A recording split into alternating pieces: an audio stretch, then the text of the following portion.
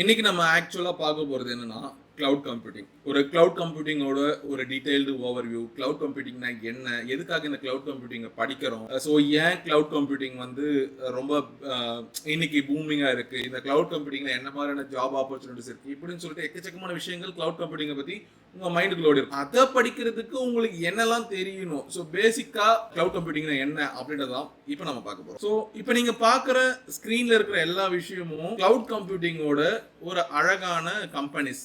இப்போ AWS, assure cloud, Google cloud platform, Alibaba, oracle, IBM, இந்த மாதிரி எக்கச்சக்கமான கம்பெனிஸ் கிளவுட் ப்ரொவைடர்ஸாக இருக்காங்க. அதில் டாப் 3 ப்ரொவைடர்ஸ் இவங்க. First AWS, second assure, third Google cloud platform. இப்போ இவங்க எல்லாரும் இருக்காங்க இல்லையா, அஷ்யூர்ல இருந்து மற்ற எல்லா கம்பெனிஸும். ஸோ இவங்க எல்லாரும் சேர்ந்து எக்ஸ் நம்ம வச்சா AWS மட்டுமே 8x. AWS மட்டுமே அலோன் 8x அந்த அளவுக்கு மார்க்கெட் வச்சிருக்காங்க. பட் அஷ்யூர் வந்து விரைவில் இந்த AWS பிடிப்பாங்க. இது வந்து பார்த்தீங்கன்னா அவ்வளோ வேகமாக மார்க்கெட் வளர்ந்துக்கிட்டு இருக்கு. அண்ட் வந்து பார்த்தீங்கன்னா அந்த மார்க்கெட்டுக்குள்ள இப்படி தான் போயிட்டு இருக்கு. அஷ்யூர் வந்து வேகமாக லீடிங்ல வந்துட்டு இருக்கு. AWS கொஞ்சம் கொஞ்சமாக தன்னுடைய ரொம்ப நாளாக இருக்கு அந்த ட்ரெடிஷ்னல் அப்படின்னு சொல்லுவாங்க இல்லையா, அந்த ட்ரெடிஷ்னலாக AWS விட்டுட்டு வராங்க. ஏன் அப்படின்னா அஷ்யூரோட சர்வீசஸ் அந்த அளவுக்கு அழகாக இருக்கு. ஸோ அது நிறைய பேருக்கு ரொம்ப யூசர் ஃப்ரெண்ட்லியாக இருக்குது. அண்ட் கம்பேரிட்டிவ்லி AWSோட அஷ்யூர் வந்து சீப்பராக இருக்கிறதுனால எல்லா ஸ்டார்ட் அப்புமே வந்து பார்த்தீங்கன்னா அஷ்யூருக்கு தான் போகிறாங்க. சரி, அப்போ கிளவுட் கம்ப்யூட்டிங் என்ன? ஸோ கிளவுட் கம்ப்யூட்டிங் அப்படின்னா கம்ப்யூட்டர்ஸ் எங்கேயோ இருக்க போகுது. முதல்ல கம்ப்யூட்டர் என்னன்னு புரிஞ்சுக்கணும். நீங்கள் கையில் வச்சிருக்கிற லேப்டாப்பு, நீங்கள் கையில் வச்சிருக்கிற டெஸ்க்டாப் தான் வந்து பார்த்தீங்கன்னா கிளவுட் கம்ப்யூட்டர் அப்படின்னு சொல்லுவாங்க. ஸோ அந்த கம்ப்யூட்டரோட சர்வீசஸ் இப்போ நீங்கள் வந்து இப்போ கேன்வாவை நீங்கள் பார்க்குறீங்க. இந்த கேன்வாவே ஒரு கிளவுட் கம்ப்யூட்டிங் சர்வீசஸ் தான் இயங்கிட்டு இருக்கு. லைக் வந்து இது எல்லாமே நம்ம ப்ரௌசர்ல தான் பண்றோம். இந்த ப்ரௌசர் வந்து பாத்தீங்கன்னா எங்கேயோ ஒரு இடத்துல பிசிக்கலா இருக்கிற ஒரு கம்ப்யூட்டர், அந்த கம்ப்யூட்டரை நம்ம ஆக்சஸ் பண்ணி நம்மளோட ஐடியில போயிட்டு நமக்கு தேவையான அந்த கிரியேட்டிவிட்டி பண்ணிக்கிறோம். சரியா? சிம்பிளா சொல்லணும், எங்கேயோ ஒரு கம்ப்யூட்டர் இருக்கு, அதெல்லாம் சர்வர்ஸ் அப்படின்னு சொல்லுவாங்க.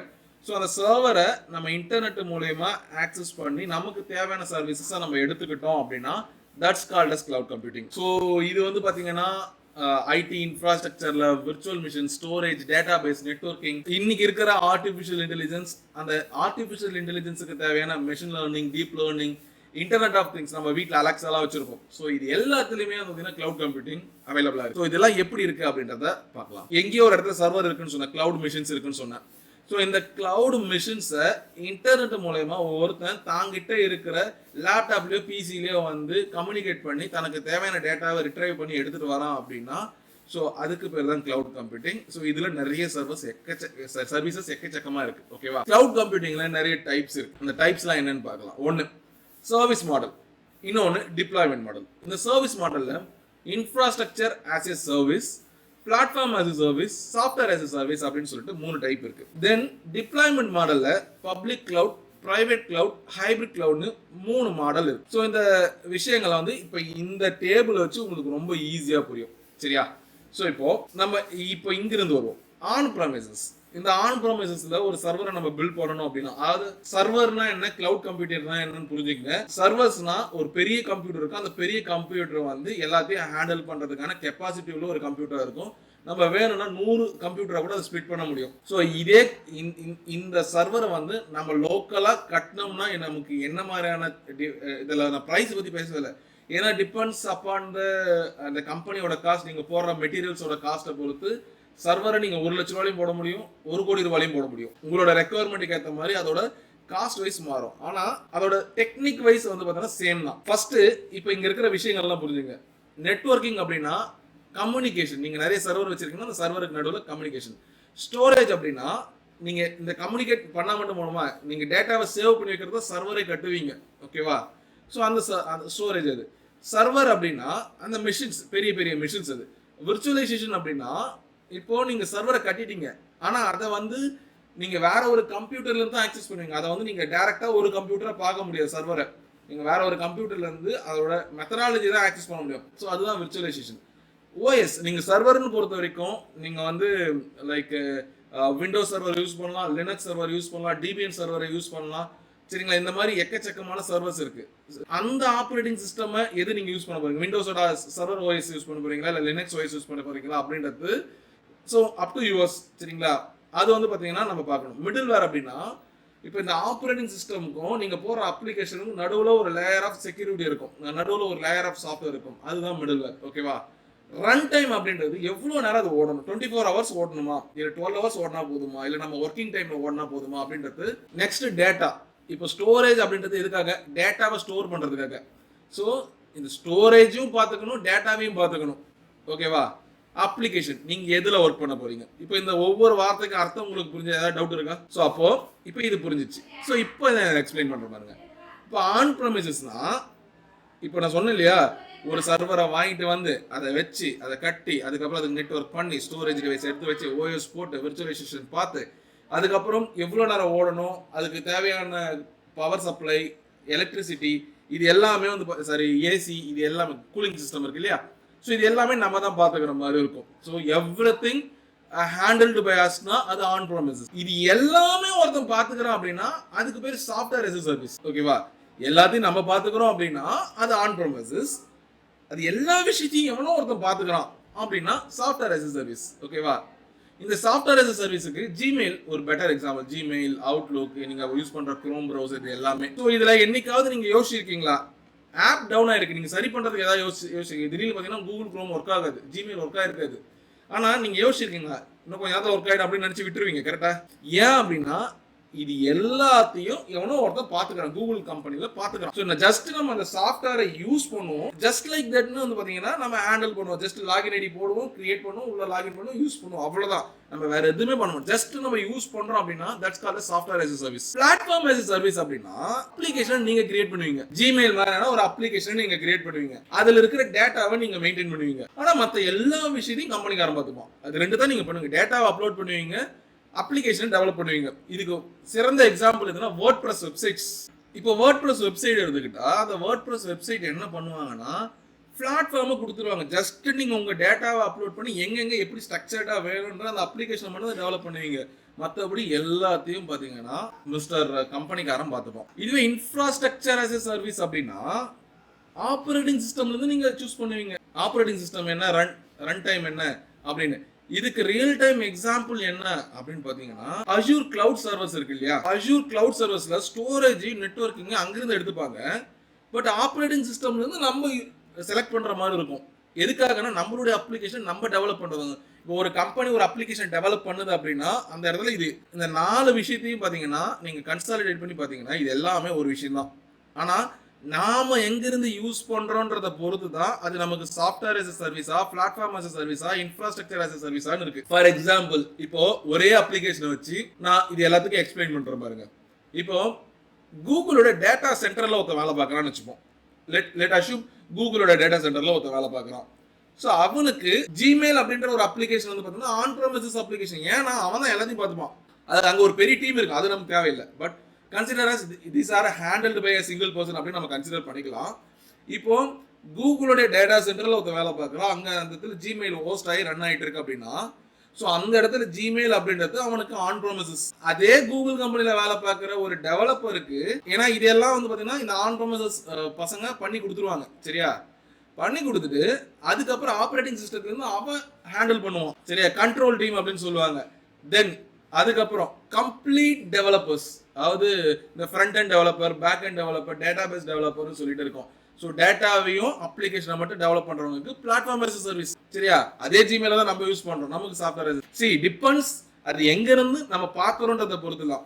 சரி, ஆனா இப்போ இங்க நீங்க பார்க்க வேண்டியது நம்ம எங்க இருந்து இப்போ நமக்கு தானே பாக்குறோம். இப்போ நம்ம வந்து வேற ஒருத்தருக்கு பாக்குறோம், நமக்கு தானே பாக்குறோம். இப்போ நாம வந்து எங்க இருந்து எடுக்கிறோம் அப்படின்றத பொறுத்து இருக்கு. லைக் வந்து இப்போ நம்ம ஒரு கம்பெனிக்கு வேலை பார்க்குறோம், நமக்கு வந்து என்ன சொல்யூஷன் கரெக்டாக இருக்கும் அப்படின்னு.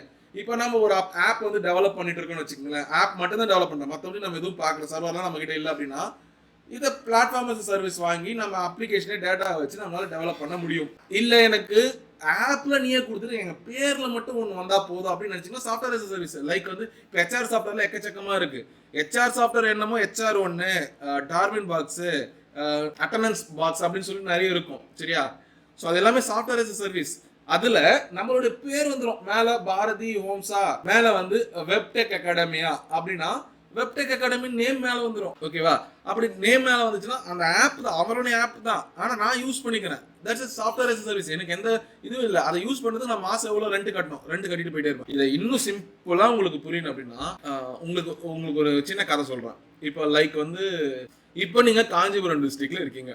இந்த காஞ்சிபுரம் டிஸ்ட்ரிக்ட்ல இருந்து நீங்க வேலைக்காக சென்னை வரீங்க. உங்களால டெய்லி போயிட்டு வர முடியாத சூழ்நிலை, ஏன்னா அந்த அளவுக்கு ஒர்க் இருக்கு. ஸோ டிராவல் பண்ணா இன்னும் டயர்ட் ஆகிடும். அதனால நீங்க அங்கேயே ரூம் எடுத்தாங்கன்னு ஆசைப்படுறீங்க வைங்களேன். இப்போ சொல்லுங்க, சீன் புரிஞ்சுதா? இப்போ நீங்க சொல்லுங்க, இஃப் நீங்க சென்னைக்கு வேலைக்கு போறீங்க அப்படின்னா, நீங்க சென்னைக்கு வேலைக்கு போறதுக்காக அங்க போய் வீடை கட்டிட்டு அதுக்கப்புறம் குடி போயிட்டு அதுக்கப்புறம் வேலைக்கு போவீங்களா, இல்ல வந்து அங்க இருக்கிற வீடை வாடகைக்கு எடுத்துக்கிட்டு நீங்க ஈஸியா வேலைக்கு போயிட்டு வரீங்களா? நம்மளோட மிடில் கிளாஸ் மென்டாலிட்டி என்னன்னா, நம்ம கிட்ட வந்து அந்த அளவுக்கான பணம் இருந்ததுன்னா நம்ம ஊர்லயே சொந்தமா வந்து பாத்தீங்கன்னா நம்ம ஒரு ஆஃபீஸே ரன் பண்ணிருக்கலாம், ஒரு ஆஃபீஸ் ரன் பண்ணிருக்கலாம், இல்ல வந்து ஒரு ஃபேக்டரி ரன் பண்ணிருக்கலாம், இல்ல ஏதோ ஒரு தொழில் தொடங்கிருக்கலாம். நம்ம வேலைக்கு போறதுக்கு காரணமே நம்ம கிட்ட காசு இல்லைன்னா. அப்போ நம்ம கிட்ட காசு இல்லை அப்படின்றதப்போ நம்ம வாடகைக்கு போயிட்டு மினிமல் அமௌண்ட்டை நம்ம ஸ்டே பண்ணிட்டு வந்துடுவோம். கரெக்டா? இதே தான் இங்க நடக்குது. என்னன்னா இப்போ இந்த ஆன் ப்ரமைசஸ் நம்ம கிட்ட நிறைய காசு இருக்கு அப்படின்னா நம்ம எல்லாத்தையும் நம்ம கட்டிப்போம். இன்ஃப்ராஸ்ட்ரக்சர் as a சர்வீஸ் அப்படின்னா லைக் வந்து உள்ள போயிட்டு இன்டீரியர் மட்டும் பண்ணுவாங்கல்ல, லைக் வந்து பூசி விட்டு இருக்கோம், போய் பெயிண்ட் அடிச்சு இன்டீரியர் மட்டும் பண்ணிக்கிட்டு போய் தங்கிப்பாங்க. பிளாட்ஃபார்ம் as a சர்வீஸ் அப்படின்றது எதுவுமே பண்ண மாட்டாங்க, ஜஸ்ட் உங்களுடைய திங்ஸ் மட்டும் உள்ள எடுத்துட்டு போய் வச்சு பண்ணிப்பாங்க, தங்கிப்பாங்க. இதுவே சாஃப்ட்வேர் as a சர்வீஸ் அப்படின்றது எந்த திங்ஸும் நான் எடுத்து போக மாட்டேன், உள்ள போவேன், அங்க இருக்கு, அங்க என்ன விஷயம் இருக்கு அதை எடுத்து நான் யூஸ் பண்ணி. இந்த இடத்துல வந்து சர்வீஸ் மாடல்ல 3 பார்த்தோம். Infrastructure as a service, platform as a service, software as a service அப்படின்னு சொல்லிட்டு 3 பார்த்தோம். இப்போ நெக்ஸ்ட் டிப்ளாய்மெண்ட் மாடல்ல public cloud, private cloud, hybrid கிளவுட்னு சொல்லிட்டு 3 கிளவுட் கண்டிஷன்ஸ் இருக்கு. ஓகேவா? இந்த 3 கிளவுட் கண்டிஷன் வந்து எப்படி வேலை செய்யுது அப்படின்னு பார்க்கலாம். பப்ளிக் கிளவுட், பப்ளிக் கிளவுட்னா அதாவது கம்ப்யூட்டிங் சர்வீசஸை நமக்கு லைக் வந்து ஸ்டோரேஜோ இல்லை சர்வர்ஸோ இல்லை வந்து விர்ச்சுவல் மிஷின்ஸோ ஓவர் த இன்டர்நெட் கொடுக்குறாங்க அப்படின்னா அதுக்கு பேர் பப்ளிக் கிளவுட். ஃபார் எக்ஸாம்பிள் வந்து மைக்ரோசாஃப்ட் அஜூர் இல்லை ஏடபிள்யூஎஸ், கூகுள் கிளவுட் பிளாட்ஃபார்ம் இந்த மாதிரியான கம்பெனிஸை சொல்லலாம். ஸோ இவங்க கம்ப்யூட்டிங் சர்வீசஸை இன்டர்நெட் மூலயமா கொடுப்பாங்க. இப்போ ஃபார் எக்ஸாம்பிள் வந்து இதை வந்து ஸ்கேல் பண்ணிக்கலாம், நமக்கு எந்த அளவுக்கு வேணுமோ ரிசோர்ஸஸ் வந்து ஆட் பண்ணணும் இல்லை குறைக்கணும் அப்படின்னா வித்தின் ஃப்ராக்ஷன் ஆஃப் செகண்ட்ல வந்து இப்போ ஃபார் எக்ஸாம்பிள் வந்து இப்போ ஆடி தள்ளுபடி விடுறீங்க, ஆடி தள்ளுபடி விட்டால் உங்களோட சேல்ஸ் அதிகமாகவும் ப்ரிடிக்ட் பண்ணுறீங்கன்னா அந்த டைமில் வந்து அதை ஹேண்டில் பண்ணுறதுக்கான சர்வர் கெப்பாசிட்டி நம்ம கிட்ட இருக்கணும். ஓகேவா? அந்த சர்வர் கெப்பாசிட்டி வேணும்னா நம்ம இன்க்ரீஸ் பண்ணிக்கலாம். ஆடி தள்ளுபடி முடிஞ்சு போச்சு, அதுக்கப்புறம் யாரும் பெருசாக வரமாட்டாங்க அப்படின்னா அந்த இடத்துல நம்ம வாடகை கொடுத்துருக்கு வேஸ்ட் தானே. ஸோ அப்போ நம்ம ரெடியூஸ் பண்ணிக்கலாம். ஸோ என்ன யூஸ் பண்ணுறீங்களோ அந்த அளவுக்கு நீங்கள் பே பண்ணிக்கலாம். எவ்வளோ யூஸ் பண்ணுறீங்களோ அவ்வளோதான் பே. இப்போ 10 ரூபாய்க்கு தான் நீங்கள் யூஸ் பண்ணுறீங்கன்னா 10 ரூபா மட்டும் பே பண்ணால் போதும். 500 ரூபாய்க்கு யூஸ் பண்ணுறீங்கன்னா 500 ரூபா பே பண்ணால் போதும். ஓகேவா? ஸோ காஸ்ட் எஃபெக்டிவாக இருக்கும். ஸோ இன்டர்நெட் இருந்துச்சு அப்படின்னா நீங்கள் உலகத்துல இருந்து எங்கே வேணாலும் ஆக்சஸ் பண்ணக்கூடிய ஒரு கெப்பாசிட்டி இந்த பப்ளிக் கிளவுடுக்கு இருக்கு. இதெல்லாம் மெயின்டெனன்ஸ் நீங்கள் எதுவுமே பண்ண தேவை, ஏன்னா உங்கள் சர்வீசஸ் மட்டும் தான் நீங்கள் வாங்க போறீங்க. கிளவுட் ப்ரொவைடர்ஸ் எல்லாத்தையும் பார்த்து இப்போ இது யாருக்கு ஈஸியாக இருக்கு, ஒரு ஸ்டார்ட் அப் பண்ணுறாங்க இல்லை எனக்கு ஹார்ட்வேர்லாம் மெயின்டைன் பண்ண பிடிக்காது அப்படின்னு நினைக்கிறவங்களுக்கு இந்த பப்ளிக் கிளவுட் ஒரு வரப்பிரசாதம். ஓகேவா? Next private cloud. பிரைவேட் கிளவுட்னா எய்தர் நீங்க இப்போ ஆன் ப்ரமைசஸ்ல வந்து பாத்தீங்கன்னா உங்களுக்குன்னு ஒரு மொத்த சர்வருமே கட்டணும் அப்படின்னு சொல்லியிருந்தேன். ஓகேவா? இப்போ ஆன் ப்ரமைசஸ் அப்படின்னு எடுத்துக்கிட்டீங்க அப்படின்னா ஒரு சிங்கிள் ஆர்கனைசேஷனால மெயின்டைன் பண்ணப்படுறது அப்படின்னு நான் சொல்லியிருந்தேன். ஆன் ப்ரமைசஸ் அப்படின்னு மொத்தமா நம்ம கட்டணும் அப்படின்ற மாதிரி சொல்லியிருந்தேன். ஓகேவா? அந்த மாதிரி ஒரு சிங்கிள் ஆர்கனைசேஷன் அதை கட்டி யூஸ் பண்றாங்க அப்படின்னா அதுக்கு பேரும் பிரைவேட் கிளவுட் தான். இல்ல இப்போ நம்ம ஏடபிள்யூஎஸ், அஷூர், ஜிசிபி மாதிரியான ஒரு கிளவுட் கம்பெனிஸ் கிட்ட எனக்கு ஒரு பிரைவேட் கிளவுட் வேணும் அப்படின்னு கேட்டு நமக்குன்னு ஒரு டெடிகேட்டடான சர்வர் வாங்குறதும் பிரைவேட் கிளவுட் தான். புரியுதா? எய்தர் நம்மளே கட்டி நம்ம யூஸ் பண்றது பிரைவேட் கிளவுடு, இல்லை அப்படின்னா இந்த ஜிசிபி, அமேசான் வெப் சர்வீசஸ், இல்லை மைக்ரோசாஃப்ட் அஷூர் இவங்கள மாதிரியான கம்பெனிஸ் கிட்ட நீங்க ஒரு விஷயத்த நீங்க வாங்குறீங்க, ஒரு சர்வரை கம்ப்ளீட்டா எனக்கு பிரைவேட் கிளவுடா கூட அப்படின்னு கேட்டீங்கன்னா அதுவுமே பிரைவேட் கிளவுட் தான். இங்க அதனால தான் கொடுத்துருக்கேன் hosted on premises by or by a third party. இந்த தேர்ட் பார்ட்டின்றது வந்து பார்த்தீங்கன்னா ஏடபிள்யூஎஸ் எல்லாம் சொல்றது எல்லா ரிசோர்சஸ் எல்லா டேட்டாவுக்குமே நாம தான் கண்ட்ரோல்ல இருக்கும். மீன்வைல் இந்த பப்ளிக் கிளவுட்ல நீங்க டேட்டாவை மட்டும் தான் ஹேண்டில் பண்ணுவீங்க, மற்றபடி எதுவுமே நீங்க ஹேண்டில் பண்ண மாட்டீங்க. ஓகேவா? ஆனா பிரைவேட் கிளவுட்ல பொறுத்த வரைக்கும் எல்லா விஷயமும் ரிசோர்சஸ், டேட்டா எல்லாமே நம்ம தான் பார்க்கணும். செக்யூரிட்டி வந்து பாத்தீங்கன்னா சிங்கிள் பர்சனா இருக்கிறதுனால அனாவசியமா உங்களுடைய கம்ப்யூட்டருக்குள்ள யாரும் வர முடியாது. மீன்வைல் பப்ளிக் கிளவுட பொறுத்த வரைக்கும் ஒரே ஒரு சர்வர் இருக்கும், அந்த சர்வர் வந்து 10 பேருக்கு 20 பேருக்கு பிரிச்சுட்டு இருப்பாங்க. உங்கள் கம்ப்யூட்டருக்குள்ளே 10 பேர் வரதுக்கான வாய்ப்பு இருக்குது. ஆனால் உங்களுடைய டேட்டாவை ஆக்சஸ் பண்ண முடியாது. பட் உங்களுடைய கம்ப்யூட்டருக்குள்ளே 10 பேர் வருவாங்க. ஸோ அதில் மேபி ஹேக்கராக தான் நமக்கு ரொம்ப சீக்கிரமாக பிரச்சனை வரும். ஸோ இந்த ப்ரைவேட் கிளவுட்னு பொறுத்த வரைக்கும் உங்களை தவிர வேறு யாரும் உள்ளே வர முடியாது இந்த லீகல் வேலை. சரிங்களா? இல்லீகலாக வந்து பார்த்தீங்கன்னா நடக்குது அப்படின்னா nothing, we can do nothing. Next, இப்போது கஸ்டமைசேஷன் பண்ணிக்கலாம். எப்படி கஸ்டமைசேஷன் பண்ணலாம்? சர்வரை நீங்கள் வாங்கிப்பீங்க. அந்த வாங்கின சர்வரை நீங்கள் எதுக்கு வேணாலும் யூஸ் பண்ணலாம். திடீர்னு நீங்கள் எதுக்கு யூஸ் பண்ணுவீங்க, இன்னொரு நாள் வந்து பார்த்தீங்கன்னா வேற ஒன்றுக்கு யூஸ் பண்ணுவீங்க. ஆனால் அந்த வாங்கின சர்வர் வந்து ஒரு பீரியட் ஆஃப் டைமில் வாங்குவீங்க.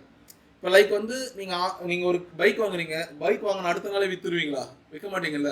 உங்களுக்குன்னு ஒரு 2 வருஷமோ 3 வருஷமோ 5 வருஷமோ 10 வருஷமோ யூஸ் பண்ணிவிட்டு உங்களுக்கு எப்போ பைக் வேணான்னு சொல்லுவீங்களோ அப்போ தான் விற்பீங்க. இல்லைனா உங்கள் கூடவே வச்சுப்பீங்க. உங்களுக்கு தேவை அப்படின்னா கடைசி வரைக்கும் உங்கள் கூட வச்சுப்பீங்க. கரெக்டாக அதே மாதிரி தான் இந்த ப்ரைவேட் கிளவுடை பொறுத்த வரைக்கும் நீங்கள் வாங்குவீங்க. நீங்கள் மினிமம் வந்து 1 வருஷமோ 2 வருஷமோ 3 வருஷமோ 5 வருஷமோன்னு சொல்லிட்டு ஏதாவது ஒரு டென்யூர் பிளான் எடுப்பீங்க. அவ்வளோ நாள் அது உங்களுக்கு அது வரைக்கும் நீங்கள் தான் ஓனர்.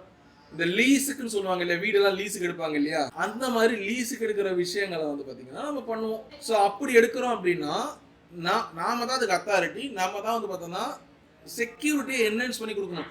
இந்த க்ரைட்டீரியாலாம் இருந்தால் தான் உள்ளே வரணும், இல்லை எங்கள் ஆளுங்களே இருந்தாலும் வெளியே போயிடணும் அப்படின்ற மாதிரி நம்ம க்ரைட்டீரியாஸ் கொடுப்போம். ஓகேவா? ஸோ இது எல்லாம் பெனிஃபிட்டாக வச்சிருக்கிறதுனால தான் ப்ரைவேட் கிளவுட் வந்து பார்த்தீங்கன்னா நிறைய கம்பெனிஸ்னால யூஸ் பண்ணப்படுது.